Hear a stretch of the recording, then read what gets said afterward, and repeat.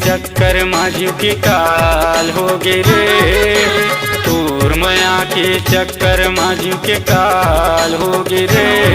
मैं आवत रहूं तुर से मिले गाड़ी खराब हो गे रे।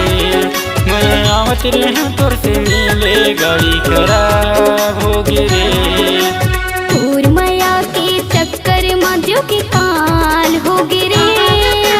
तोर माया के चक्कर माजू के काल हो गे रे। आवत रहे मिले बर गाड़ी खराब हो गे रे। आवत रहे मिले बर गाड़ी खराब हो गे रे।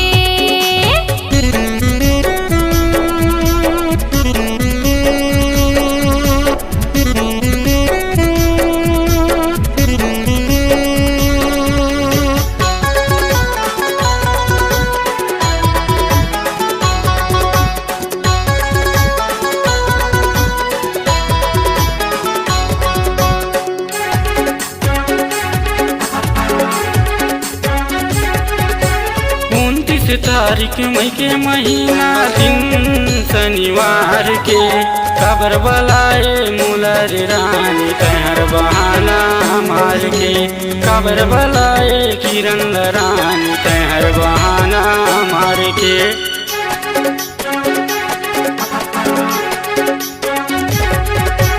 29 तारीख मई के महीना दिन शनिवार के खबर बलाए रोहन लयनु कहर बहाना मार के। खबर बलाए किरण रानी कहर बहाना मार के। तोर माया के चक्कर माजू के काल हो गे रे। तोर माया के चक्कर माजू के काल हो गे रे। मैं आवत रहूं तुर से मिले गाड़ी खराब हो गे रे। मैं आवत रहूं तुर से मिले गाड़ी खराब हो गे रे।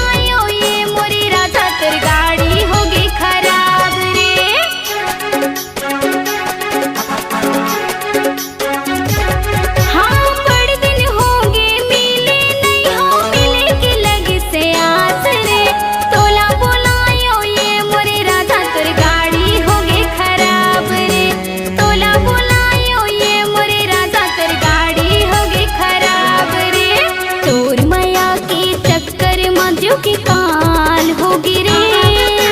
तोर माया के चक्कर माजू के काल हो गे रे। आवत रहे मिले बर गाड़ी खराब हो गे रे।